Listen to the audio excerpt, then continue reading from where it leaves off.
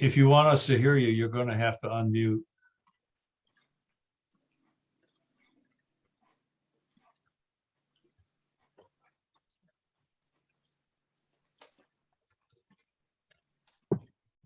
Technology is great. I turned on for Zoom, so they didn't hear any of that.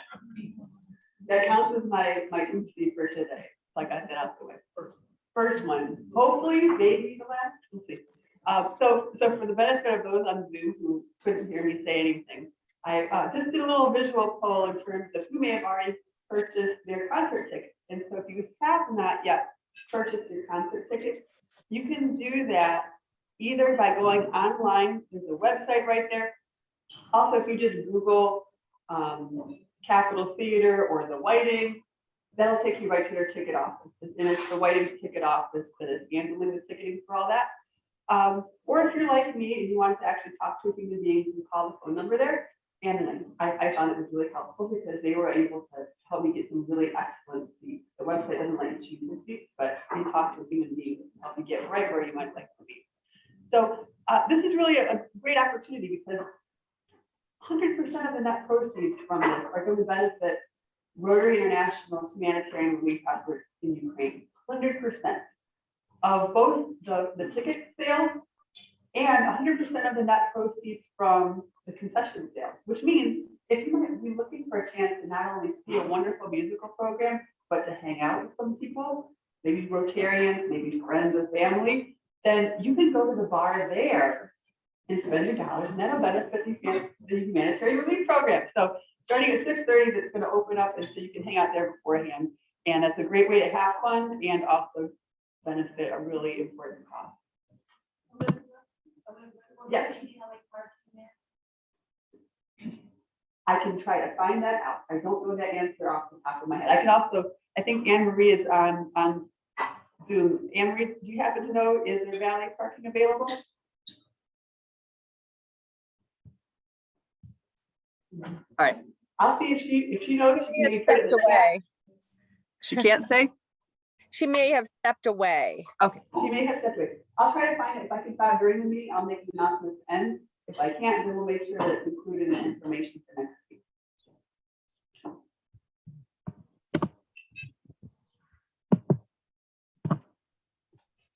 So this is a little preview of the program. You can see there's some fantastic artists that are part of there. Some of them are Flint Symphony Orchestra musicians. It's going to be a string concert with also pianists, and then a variety of special guests as well. So again, this is June 29th, 7:30 p.m. Capitol Theater. And if every Rotarian in the district were to either themselves purchase tickets or get friends and family to purchase 6 tickets apiece, we would pack that place. And if we pack that place, the net proceeds will end up being more than $20,000. So we have an opportunity to make a tremendous difference, but it is going to require all of us to be part of it. And so I'm hoping that's something that everybody feels comfortable doing. If you want to be part of it, but either can't make it or don't think you could do 6 tickets, you still want to help out, you can also call up the ticket office and you can purchase tickets and request that they be given to a youth serving organization so young people have a chance to participate who might not otherwise. So there's multiple ways to do good stuff here, and hopefully folks are able to participate.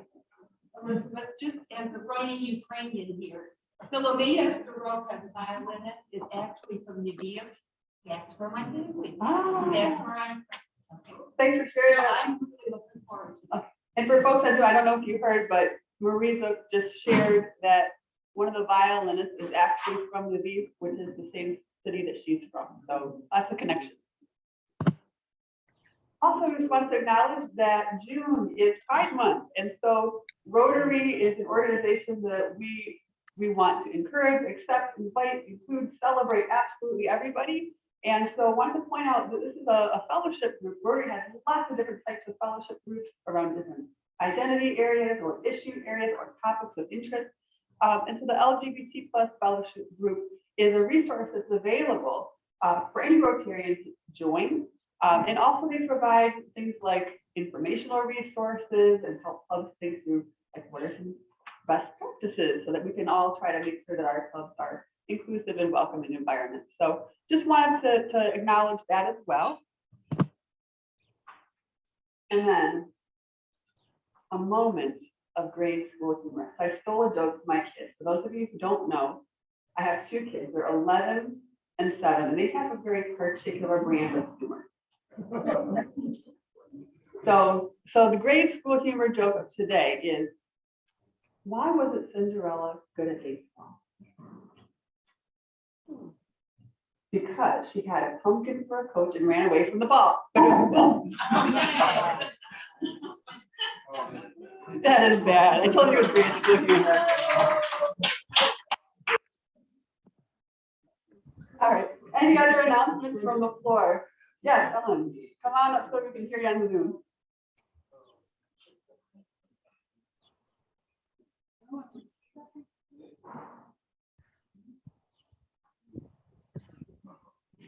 So you'll probably recall that Rotary sponsored a space at the library, the Flint Public Library. And this coming Monday, they are having their annual fundraiser. And it's a breakfast in the morning. It starts at 7. And I'm co-hosting the table. And there's one seat still vacant. And so I just wanted to invite anyone who might be interested in joining me and some others at the table, and the others will be there that morning, especially if you haven't had a chance to see the library, if you didn't make it to the grand opening, and we'd be able to see the Rotary room as well. So please just let me know during or after the meeting today if you would like that spot. And if there's more people interested, I'm thinking we might be able to get more. Thank you. Well, thank you for that, Ellen, and absolutely, that was one of the projects that our club contributed towards. So if you haven't yet had an opportunity to visit the new library, I was there yesterday. It is fabulous. And like Ellen said, there is the room that our club sponsors, so you can feel free to check that out as well, and certainly follow up with Ellen if you're available and interested to partake in that opportunity. Any other announcements? Any health or welfare updates? I have one. All right, come on up if you don't mind. Michael Kelly's here. Please help. All right, so Michael Kelly is here. That means he's healthy. So we're all glad, cheers to Michael Kelly and his good health. Glad to have you. All right. Any guests to be welcomed on Zoom?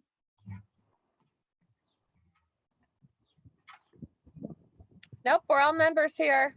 Okay, all members there, all present and accounted for. All right, just want to acknowledge that we have a couple of guests of our guest speakers. We'll introduce the guest speaker in a moment, but would you like to introduce yourself? I'm Jason Lott from Flint Software Development. What one we do? I'm Maxwell Summer, Chief Officer of Software. Thanks for having me. And we're going to give you a special introduction in just a moment.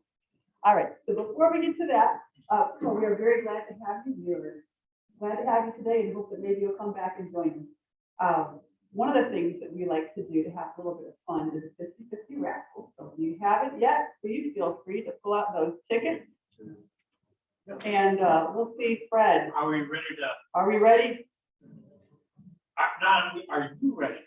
I was gonna do it, and I got a nickel that was turned in, and I was gonna see, are you smarter than a Rotarian? And I was gonna try to auction that nickel for more than a nickel. You think I'd get any takers? I don't know, depends on what the cause is, maybe. No, I need a unwitting volunteer. Paul, come on up. After you put the mojo on it earlier, now you want But first I have to ask the cat, would you carefully stir the pot? like the NBA ping pong ball. And you give one is cold. Yes, and pass it to our president-elect. There you go. 3 more weeks. 3 more weeks. All right. First, the first number is for third place, and the number is 83649. 83649. Oh, and that would be this incoming district governor, Mike Chapey. Okay. Are you ready for?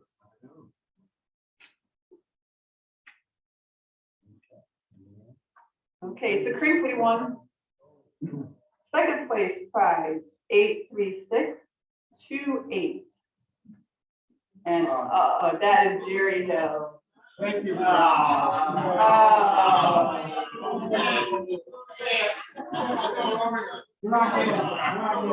thought this was supposed to be honest. You all had recommendation. your chances. I'll listen, no complaints. All Go ahead, right, on the let's other see hand. what's gonna happen for first. Keep Brian. going, Bob. Yeah. Okay, here we go. All right, somebody likes to fold it in the middle. 8, 3, 6, 7, 1. Marisa, for the first prize. And not only do you get the big prize, you get a nickel.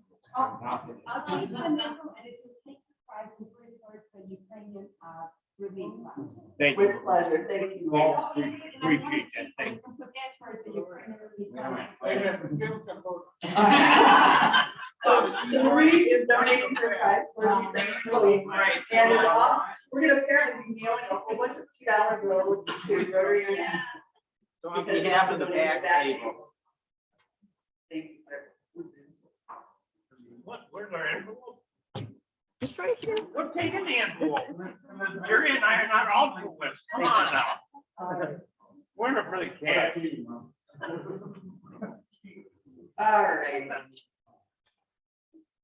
So I'm gonna invite up next Lynetta Coney, who is going to introduce our guest presenter for today. So actually, I have a smaller intro for a company that does a lot. And if anyone has gone down South Saginaw, headed towards the highway, you've seen this beautiful building with all of these lovely, colorful, what I call beach chairs. And I always wanted to know a little bit more about that company. And I had the great pleasure to meet the Summer family. And as you can tell, our speaker is here with his brother. And I met the sister. And anyway, Mason will tell you a bit about the company. And it's called Fast, Reliable, and it's local. And because we talked greatly about wanting to know more about businesses, this is a nice showcase for this company. And so in 2020, the patriarch of the organization retired. And Mason's father said that he would take it over. So he has been in charge of this company for 2 years now. And there's a lot to say about the family. I'll let him say it. But there's also some things behind the scenes with what his mom's hobby. I don't know if you played about that. But he's going to share with us just what the industry is. I'm looking at the screen, but I see no one. And a bit about the company in its totality. So how many of you have seen that edifice when you go down? All right. So let's welcome Mason Summer at this point. Come forward.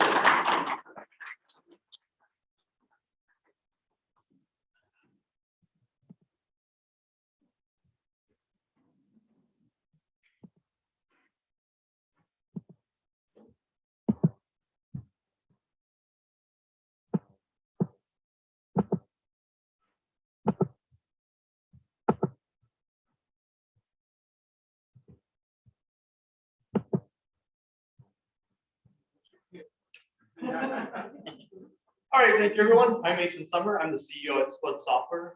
As Linda said, I took over from my father, who retired 2 years ago. He ran the company from 1997 all the way to 2020. So we talk a little bit about that here in a minute, but kind of show you the presentation for today. So just some topics I want to go over. So I'll talk a little bit about myself, and I'll talk a little bit about the company and what we do here at Split Software, and then we'll do a little bit of Q&A towards the end, and then any questions we have, I'll be more happy to answer. So about myself, like I said, I've been CEO at Split Software for about 2 years now. Sorry, I can't read my notes here. So I've been with the company about 15 plus years. So in that time at this Split Software, I have held actually every position in the company. So I have held the position from call center. We have multiple departments in our company with call center. I was at sales at one point. I was doing cold calling. I was in the call center, and we actually had a corporate chef And I was a corporate chef temporarily for the time being. Thankfully, no one got food poisoning. It was only short term, but I was a corporate chef for a bit. And then, yeah, with that though, my father always believed in order to run a company, you need to understand every single facet of the company. Hence why I wanted to take over the company when I was younger, but he said to do it, you need to hold every position in the company. So he sent me through the trials. Over the course of the 15 years I've been there, I've held, like I said, held every position. I've been in meetings, and I have a lot of stories, learned a lot though, and it's how I got to where I am today. Some of my daily responsibilities, I am responsible for basically, of course, the whole organization, but some of my daily responsibilities entail, I meet with our project managers every day, going over allocations, workload and stuff like that. I meet with our sales team once a week, going over that stuff, and then our leadership team once a week as well, talking about the vision and driving what's building the company, seeing how things are going, and then quarterly review our KPIs, all the typical, fun CEO stuff I do at the company. Also, I like to interact with our clients too. I've never been one to believe in, leading from behind the scenes. So I actually do run some projects myself too. I'm actively in the trenches, if you will, working with our guys in some of the projects. And sometimes when they have trouble with some code or something like that, or some, design questions, I'm more than happy to hop in a meeting. I talk to the clients. I've always been upfront with all of our customers. And it's something I've always believed in that spot that we pride ourselves in, is being in the trenches with our team members and not just, the CEO and the C-level people standing back and letting the show run on its own. So Split Software was founded in, like I said, 1997 by my father, who worked as a software developer from a previous company. And then they originally proposed to move him down to Tennessee and stuff like that. And he actually wanted to stay here in Grand Blanc. So we're from Grand Blanc, Split Software. So we stayed in Grand Blanc. And then he ended up wanting to find his own company. So he always wanted to be his own boss. He always wanted to run things his own way, he said. So he started a small company in our basement, which I'll show you guys in a minute, some of the buildings we've had over the course of the years. So he started in 1997. I was born in 1997. So not only did he found a company, he had a kid at the same year. So he says quite an eventful year. And actually, prior to that, he was diagnosed with melanoma the same year as well. So he said it was just all three fronts, just pure chaos. Thankfully, though, he was cured of his melanoma and he's fine to this day. But that was something that we've done. And some people, every time we do a presentation, everyone asks, why Spud? What does Spud mean? Why a potato? Spud actually, once again, came from my father's name, was in the 90s. There's this website called Newegg. Newegg sold computer parts. And Derek always was ordering computer parts and he loved their logo because it was an egg. And he thought it was very memorable. So he's like, I want a logo like that. I want something memorable. So my father was always called a meat and potatoes kind of guy because he's just very simple. He likes to do things his own way. So he's like Spud Software. He's like, I love potatoes. Spud Software is the name. And that's the name we chose with it. And we lived with it ever since. That's kind of the background as to why Spud and potatoes have been in our culture. Yeah, so we've been in business for over 25 years. So we recently celebrated our 25th anniversary. We actually had the Flint Chamber come out and stuff like that. We did kind of a little ceremony with that. And then they handed us a little plaque, showing us that we've done 25 years of business. So that was really exciting, really cool. And that's, how I met Lynette Pony and met everyone out there. So it was a really cool event. And then, yeah, our previous location. So this is what I want to share with you guys. That's kind of fun. Well, so these were all of our locations at Split Software prior to our big building, which you see up in the top right. So the first building that you see is actually the house I grew up in as a kid. And my father started the business in the basement there. So once the business did well enough, he realized that the basement was too small and he wanted to bring on employees, and we couldn't have employees in our house. So he actually bought the house next door and then hired his first employee. Slowly after that, they outgrew that building and then moved to the plaza right in front of our subdivision. And then slowly before that, we moved to North Park. And then we bought another house on Saginaw Street that we ended up moving there because then that one had upstore level. So we had more people. Then we ended to our one building that's actually was right next door to our current building, where we worked there for many, many, many years. And then our current building, which we've been in for about 5 years or so. So we actually bought the lot next to our old building and then built our current building we are in now. And our current building can hold, I think, around 100 employees. Right now, we keep keeping our staff kind of small right now. We have about 15 to 16 employees right now. A lot of them like to still work remote and stuff like that. But we are actively recruiting. So what we do at Spud Software. So what we do at Spud Software is custom software development. and we do business management systems. So you may be asking yourself, what is a business management system? What does that entail? Business management systems are anything that, really works with the business. So kind of some of the stories that I have is we had this client that came to us and they're a third-party administrator for a healthcare company. So they actually do all the hospitals in Michigan. They are the people that handle their unemployment claims. They came to us with a need. They're like, they had someone that was typing in all these social security numbers in the documents every day. It was getting sent off to the state, and they're like, this is a pain. There's got to be a better way to do it. So they reached out to us and we, came up with a solution to do it. We called it, it's supposed to call OCR, which is you scan it through a scanner and takes all the data on the paper and then puts it in a document and sends it through to the state for them. So they were able to reduce their time dramatically by doing that. And we also do stuff with processes in other industries as well. So like I said, the industries we work in a variety of industries. Obviously being in Michigan, we do a lot in the automotive field, but also in the healthcare field as well. Healthcare has really taken off over the course of the years. We work a lot with that, but we really are in every industry. Our main industries we work with are service-based industries. So a lot of like in manufacturing, but then also things like heating and cooling we do stuff for. One of our clients, we built a tracking system to track all their trucks. So they can see where all the trucks are at logistically. They can schedule based on that, and then they input all the data, and then our system calculates the best route for them to take in the most convenient fashion based on the stat, based on the time of day, based on traffic, all that stuff. Some stuff we don't do, I'd like to just call it mobile apps. We don't do mobile apps, and you may find that surprising if you guys write software, you don't write mobile apps. It's weird. The reason we don't write mobile apps is there is a whole policy issue right now with Apple and Google, and it's a pain. Their rules are always changing. There's new phones coming out. Every time a new phone comes out, something breaks. There's a new rule, and we have to rebuild the whole system.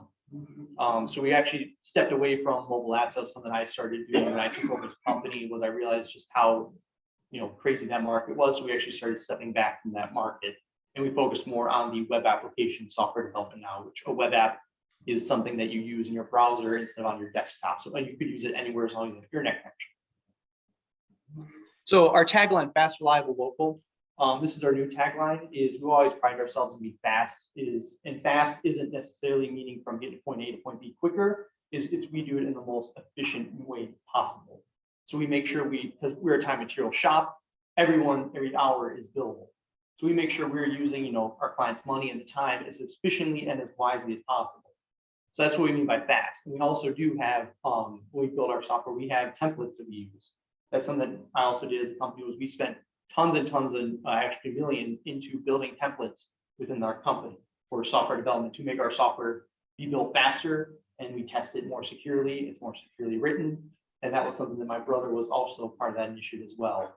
So that was something that we did during the whole lockdown pandemic, was we spent really looking inward. How do we give ourselves a competitive edge in the market? And we spent tons of money building these systems that we run internally now. So that's something that we do. That's where we get the fast from reliable.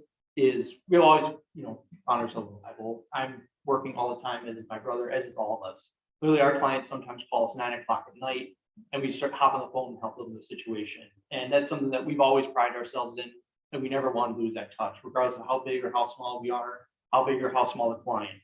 We're always there for them. We always like to work with them, and we always like to help them any way we can. Local is obviously we're in Grand Blanc, and we like to do work with businesses within our 50-mile radius. That's typically our sweet spot. Is we typically work with businesses within a 50-mile radius. We don't want to go overseas, and we don't want to go do all this crazy stuff. We like to work with our local businesses because we always believe in sitting down face to face, talking to them, going out to their buildings, seeing their facilities, and working with them that way. So we're very local. We like to be, work very locally, and we like to be locally active in the community as well. Industries we work in, like I said, we work in a variety of industries. Any industry you can think of as software, especially in today's era. Especially the supply chain shortages and staff shortages. A lot of people are actually turning to software because they don't have the labor. They're realizing I can't do this thing, so I need software to make up for where the labor is missing. So there's a lot of automation we've been doing, and a lot of people have been looking towards automation due to the labor shortage. Same thing with supply chains, was we do with manufacturing, and they realized the supply chain is creating a logistic nightmare. Having to schedule things, sometimes the things don't get there in time, sometimes they don't have enough shippers to get the things in time. So building software to coordinate that has also been a thing a lot of people are coming to talk to us about too, is how do we build software to really, fix these supply chain issues or coordinate our schedules so we don't lose downtime if we can't get supplies in time. So some of the work we've done is this is actually a map of some of the clients that we have utilizing our software. I did say we like to work locally, but some of our clients we work for are international, and they take the businesses international or the software international. So we're in all states of America, and we're actually in the process of one of our clients, they wanted to work with us is to go to Australia. So the client that we work a lot with is they deal with locksmiths. And they are, anytime you take your car to get a new key made, is our software that we built for them that they use for that. So this client was someone that, they're a nonprofit actually, that key codes was a big thing in the back of the day. So when you ever want, these guys don't know, if you guys ever want a key cut for your car, there's a code that is towards your key that the manufacturer has. You need to then contact that manufacturer, get that code, then you can cut the key for the car. There was really no rules or approval process to that. If anyone had your VIN, they could go get a key cut for your car, and there's a lot of car theft. So our client came to us and said, there's bound to be a better way to do this. There has to be a more secure way of doing it. So they built this process for background checks and all this stuff to make sure you're a legitimate person getting these keys. And it has since taken off, and pretty much every OEM uses this software now for cutting the keys, and is used in every state in America. And it's now actually moving to Australia as well, because Australia has now recognized they have the same issue there. And we're actually, the same clients have talked with UK and Japan as well, to slowly start moving that stuff over there. So we've done a lot over the years, and we've done a lot of software. Like I said, manufacturing our sweet spot typically, especially with cars and stuff like that being in Motor City. But yeah, that's some of the stuff we've done over the years. So kind of a little bit about our team. So our team we have a really good group of guys. Like I said, we have about 15 people. A lot of our team members have been there for 12 plus years. So they have actually been in some of those buildings that you've seen. They've transitioned and moved with us over the buildings. Jason has been with us for many, many years, as is my brother. But some of our main project managers, Lyle, and they've been with us for forever. And they're just, we're really grateful for the team we have. They work hard at it. And they're just a great team. And we're trying to grow our team constantly. And our mantra has always been work hard, play hard. We like to work really hard, but we also like to play even harder. So we downstairs in our new building, we actually renovated it a little bit, and we built in an arcade for our guys to hang out after work. So we have an arcade, we have a pool table, we have a ping pong table, and that's just something to reward the guys for all their hard work. Because sometimes they're working late nights. And same thing, we have a chef on staff to help take care of our guys too. Because sometimes they're working late. They can't, go home and cook dinner for their family. So chef offers take-home meals and then take to their families, and then they can reheat and share with their families. So just something we like to reward with our team, because they do work so hard. They do full, ungodly hours sometimes, but it's all in the efforts to serve our clients and get the job done. Our culture, like I said, our culture is work hard, play hard, but we do have our core values, which is honesty, dedicated, passion, and resourcefulness. We are very honest. We're very transparent. We do, anytime our clients ask for anything, we give it to them. We're very transparent with all of our billable stuff. All of our hours are logged transparently. All of it's written on a piece of paper. We don't hide anything from our clients. I don't believe in that. I don't believe in hiding anything. I don't believe in, if you can't tell it to someone honesty, if you can't tell it to someone honestly, it's to come back and bite you in the ass later on. How it's always been in any world you work in. Passionate, we love our job, we work hard, we all love technology, we all love the industry. But not only that, we love a variety of industries because we get to work with so many industries. I've learned much about the healthcare industry that I never thought I would learn about, but it's something I thought was really cool and something that is kind of, turned to a little bit of a small passion.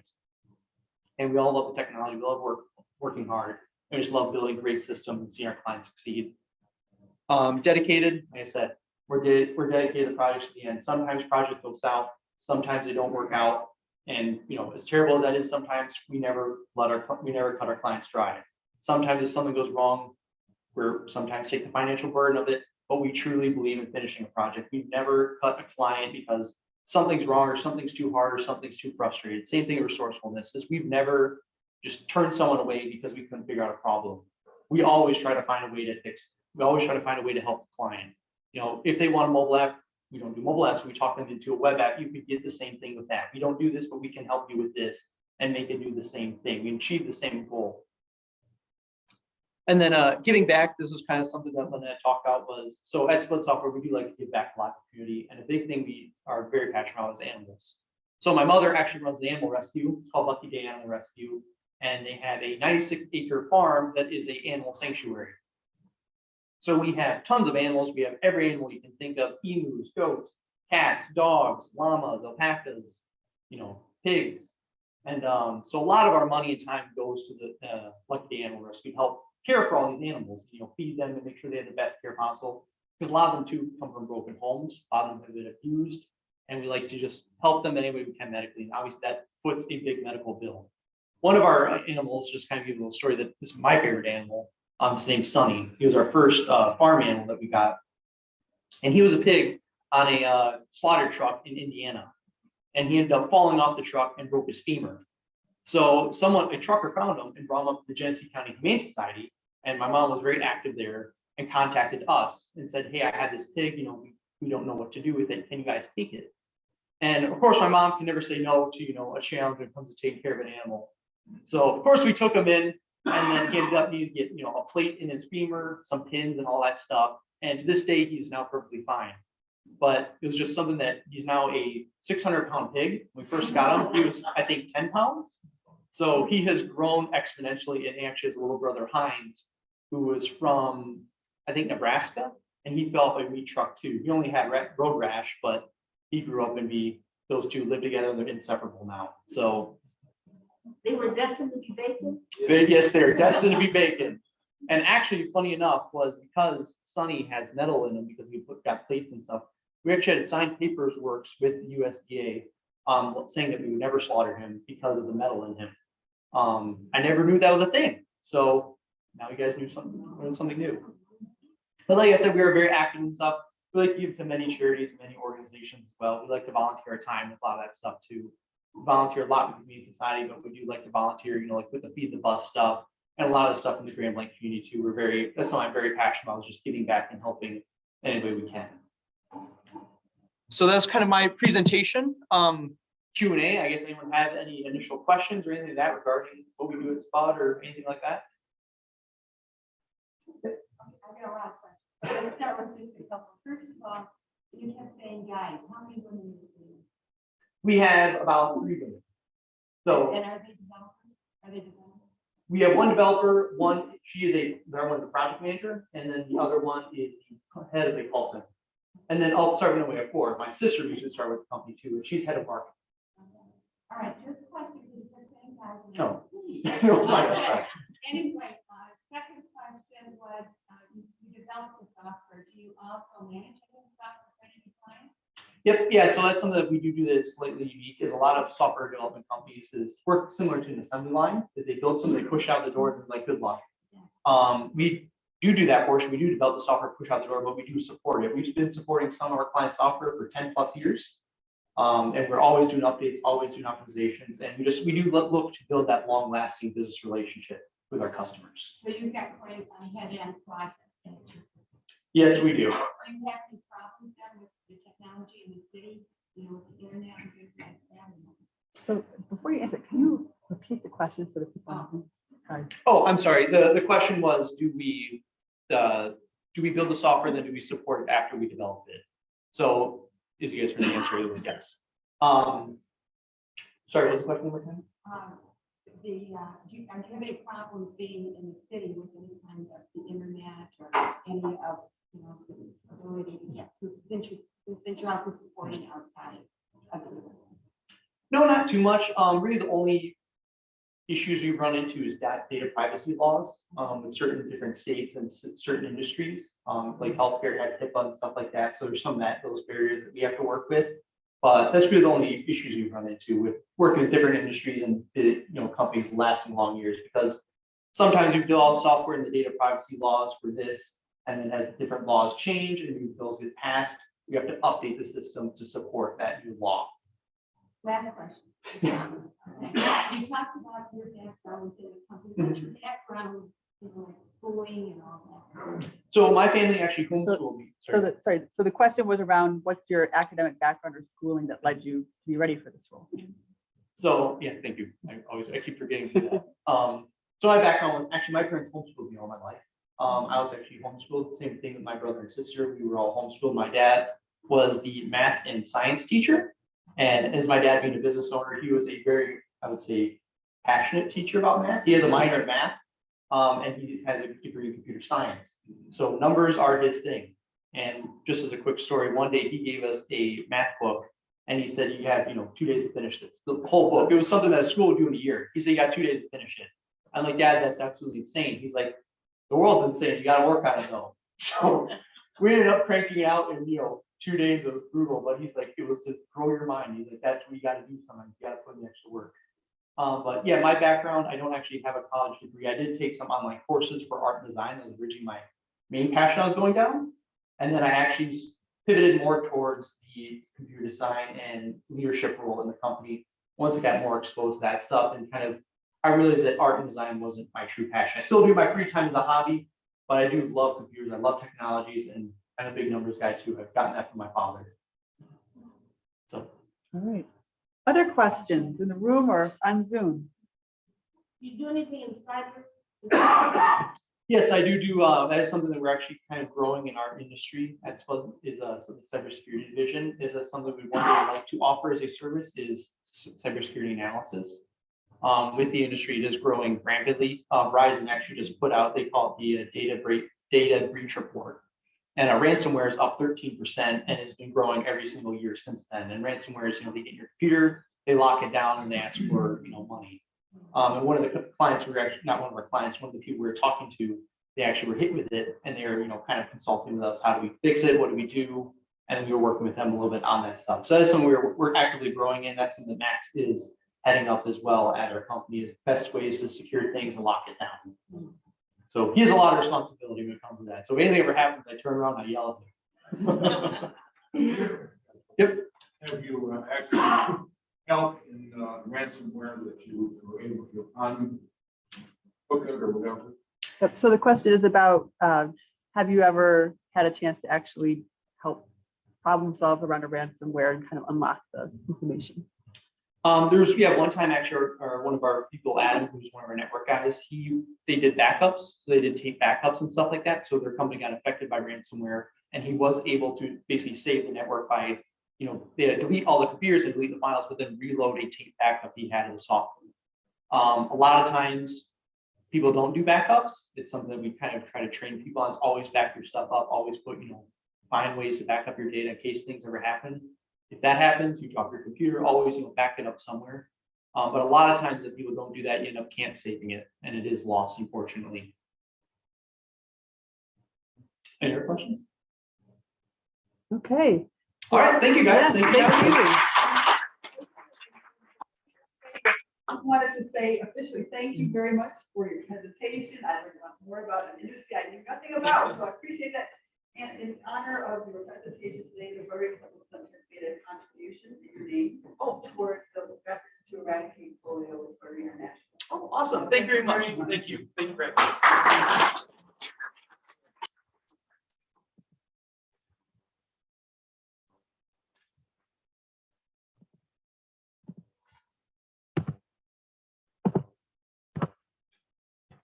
Okay, and along with that, I want to thank our volunteer Rotarians today who helped pull this meeting together. So I want to thank Paul Bryant, who did double duty for an inspirational message, gave us lots of quotes to think about as well as doing the setup and take down. Thank you. Thanks to Lynetta for her speaker introduction, as well as to Becky Millsap, who is on Zoom doing our bulletin notes, and to Amy Krug, who was gracious enough to step in at the last minute and serve as our Zoom host.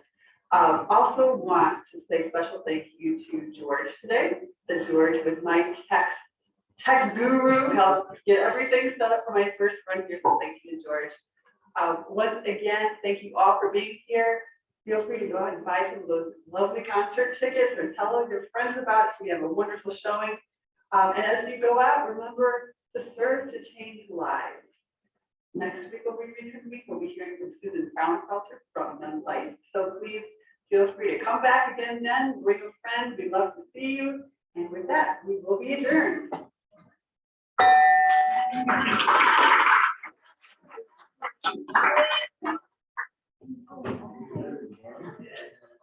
All right, thanks everybody on Zoom.